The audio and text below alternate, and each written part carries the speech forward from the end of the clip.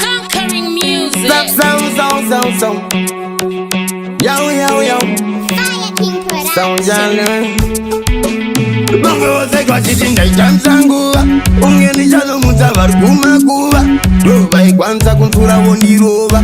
Manje nasambi nakwekureva. Ndakudawo kumbosanga nematero.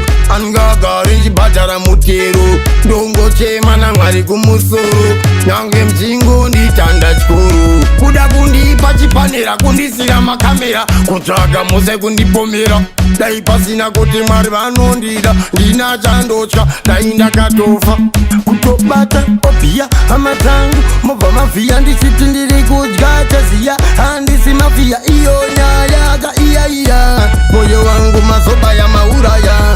Mungagodika muchidawini. Motirombe mukandei mobhini. Sichibaba inzini chimwe chimushini. Andiri makatanda kwidza chokwalila pizza. Asi paupenyu ndadzidza kuti vamwe vanonyepera kufara sisichitovarwadza. Makatanda kwidza ende chokwalila pizza.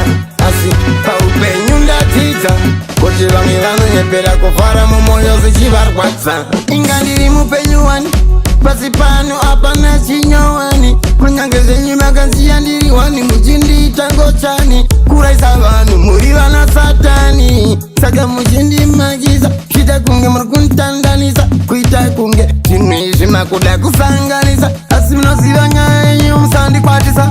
Kunyange mukada kunditi nindirige vambavha.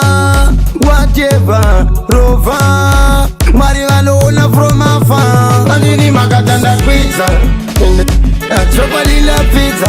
Asi paupenyu ndadzidza kuti vamwe vanonyepera kufara sisichitovarwadza. Makatanda kwidza ende chokwalila pizza.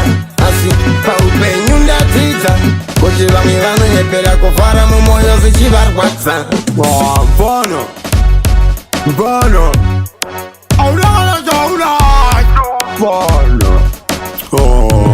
Mbono zvose zvindesa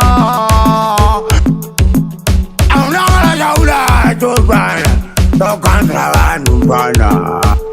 Zvakanaka zvese ndezvavo, zvakaipa zvese ndo zvangu. Nhamo chete ndoyavanoti yangu, asi ndotemba naMwari wangu.